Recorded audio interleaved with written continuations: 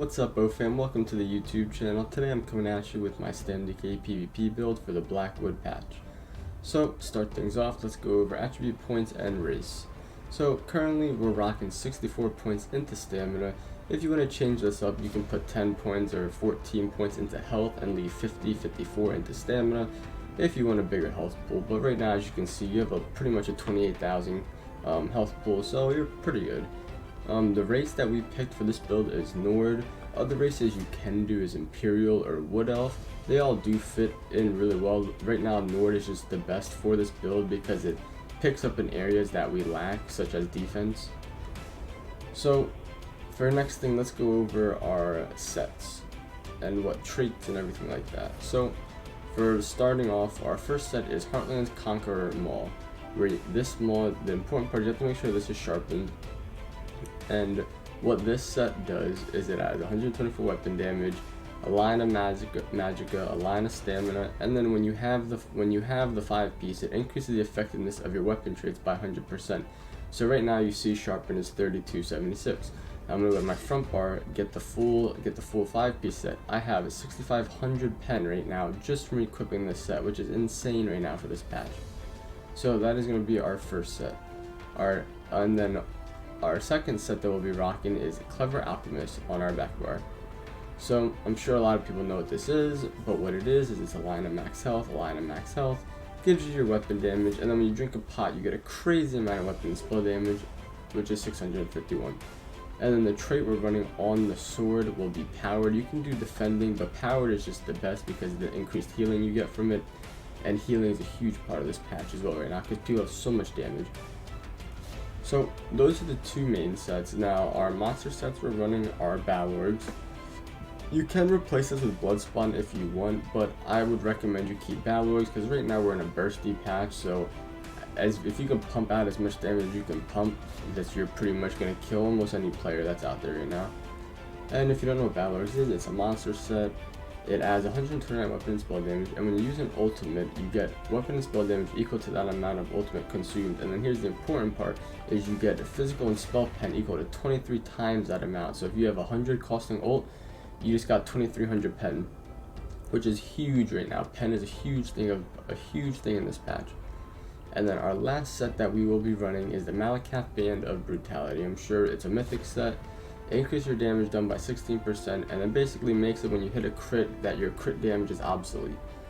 So let's go over the traits now and everything. So as you saw before, the maul is sharpened, two-handed maul is sharpened. We have our one-handed sword. It can be any one-handed, I just like swords.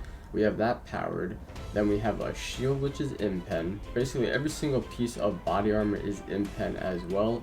You can fit in too well fitted if you would like, but crit chance, crit builds, a lot of crit Nightblade gank builds are out there right now, so having the high crit resistance is super important right now for defense. And then next for our glyphs on everything, every single piece of body piece has triglyph, but if you're working on a budget or something, you don't want to spend like a lot of gold trying to buy triglyphs because triglyphs are expensive right now. You can rock 3 triglyphs on your big pieces, your head, chest, and legs, and then all of your little pieces can just take max stamina glyphs. Now for your accessories, every piece is going to be infused trait, and they all have weapon damage glyphs on them. And if you feel you maybe want a little bit more recovery, you can add a stam recovery, you can add a reduced feet cost glyph to reduce the cost of abilities, but I recommend just keeping with all weapon damage so you can have the highest burst potential possible with this build. Now for poisons, we're rocking on the front bar, we're doing double dot poisons. Pretty much every Stam DK runs this, it's pretty standard. And the back bar, we're running drain health poisons just to help with our heal and sustainability. It's a double dot poison, but except for each time it takes for poison damage, you also get a little bit of healing, which is really nice. So now that the sets are out of the way, let's go on to our consumables and the food we're running. So the food that best complements this build is our Tayum takeaway broth. As you can see here, max health, health recovery, max stam recovery. Since we have no points in the stam recovery whatsoever, this food is super important. You can get away with Bewitched if you want a little bit more of your like max stat pools, but our Tayum with the stam recovery is the way to go. And we're also going to be rocking essence of the movability, this is our main pocket with Clever Alchemist on the back bar.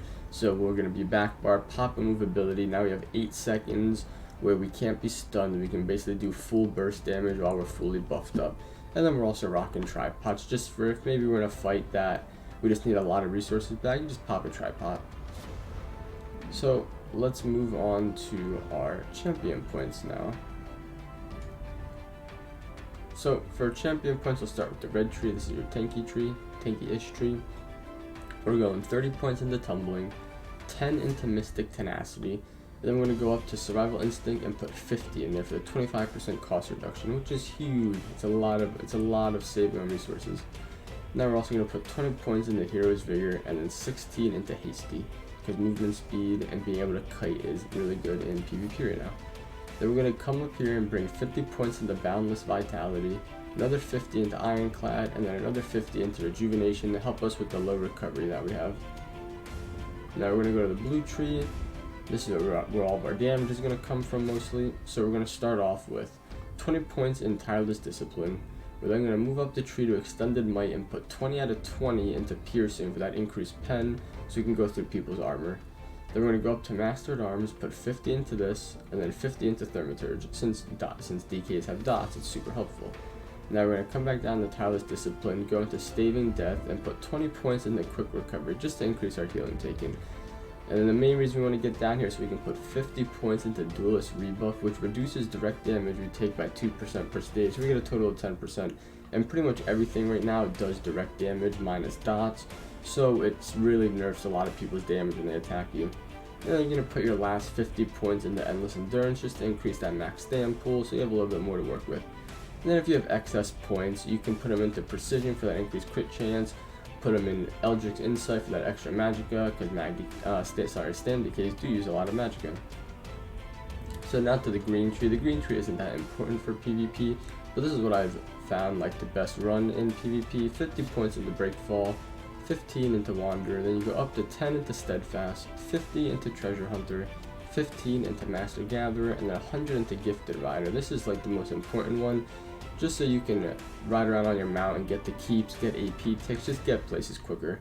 And then you're going to come all the way down to the bottom and put 30 into Rationeer, just increase the stat and increase the duration of your food. It's not super important, but it does help. It's like cost efficient. You don't have to spend as much money on food because food lasts longer. Now, the last thing that we'll go over is the Munda Stone and skills. So the Munda Stone we'll be rocking is the Serpent. Like I said, since we're low on Stam recovery, like we don't have any Stam recovery in our sets or on our jewelry, we are going to be using the Serpent for the 310 Stam recovery. Now for skill bars, let's start with the back bar. So for our sword and shield bar, we're going to be rocking Volatile Armor, which is your armor buff, gives you your major resolve. It's basically key element to Stam decay and mag decay. Our next is going to be our heal. We're going to be rocking Cauterize, which is an Ardent Flame ability down at the bottom. What this does, it's a little like burst heal. You pop it, it gives you a heal directly, and it's just really nice. Your next heal is Resolving Vigor. This is going to be a heal that you want to keep up all the time. It's super helpful. You never want to have it down pretty much, like when you're taking damage. It's just huge. Our next buff will be Elude. This gives you your major evasion, which reduces the area AoE damage based by 20%, and then when you take damage from AoE, you get 30% increased movement speed, which helps you kite Zergs and a lot of players, and if you don't just want to get locked down. And then our last skill will be Fragmented Shield, and the main point of this is to get your major bending, so you want to like pop Vigor. Right now it's like a 3.4k tick, 5k crit, and then it'll be pop Igneous. Oh look, that heal almost goes to 4k, just non-crit, like that's insane because that major bending. So, and the last ability is going to be the one-handed shield, all at shield wall. I don't have it morphable yet, but when you get the morph, you're going to go into spell wall, so you reflect all projectiles. And if you don't even have this ult yet, or say you don't like that ult, corrosive armor is a great swap up for this ult, because it's a defensive. This is where your defensive ult goes, so it's a great swap up. Now to the front bar. The ultimate that we'll be rocking on our front bar is Take Flight. All Stam DKs rock Take Flight. It's just a great ability, has high damage, gap closer, stun. It's everything into one. It's one of the best abilities in my opinion. Then for our first ability, we'll be running Noxious Breath. This is one of the dots of the DK, but the main part of it is to get your major breach, which reduces their physical and spell resistance by 6,000 essentially, which is huge because pen and everything on top of the build alone, you have 10k pen, plus this is just 16,000. Then when you proc battle orgs, depending on your ultimate cost, you pretty much have 20,000 physical pen, which you pretty much will almost do true damage to almost any player in the game, because defense isn't a huge thing right now that people are stacking. Next ability is going to be forward momentum. This is your snare removal and your major brutality buff, which for your weapon damage by 20% and gives minor endurance, which increases stam recovery. Next ability is going to be Venomous Claw. This is just your straight up dot to keep constant pressure on players. It's a key part to keep this on enemies, because it just makes them have to always expend resources on healing, because if they don't, this dot will eventually catch up to them and do a lot of damage. Next ability is going to be Dizzying Swing. This is your spammable. You're just going to look at someone and just whack, whack, whack, whack, whack. That's about it. It's your stun as well. It sets them off balance, so you can go into a heavy attack. And then your final ability is going to be Executioner, which is your execute when someone's down to 25% health. Instead of trying to take that time to cast an uppercut that has a cast time of 1 second, maybe 1 hit, you're just going to use Executioner, instant cast, does 4,700 damage. This is unbuffed. When you're buffed up, these numbers look a lot better, because you have your Clever Alchemist to proc, which will go up to 5,500, and when you have Clever proc, it should be a 6k. But then the important part is when they're at 25%, you get that 400% damage bonus. So your damage is basically being quadrupled, so that is going to be a huge executioner, smacking people on top of the head with. So I hope that this build, you guys enjoyed it. Leave a like, comment, and subscribe if you want. Let me know what you want to see next, and in a few days there will be another video out explaining how to properly combo and use the build to its best efficiency. Have a nice rest of your day, everybody.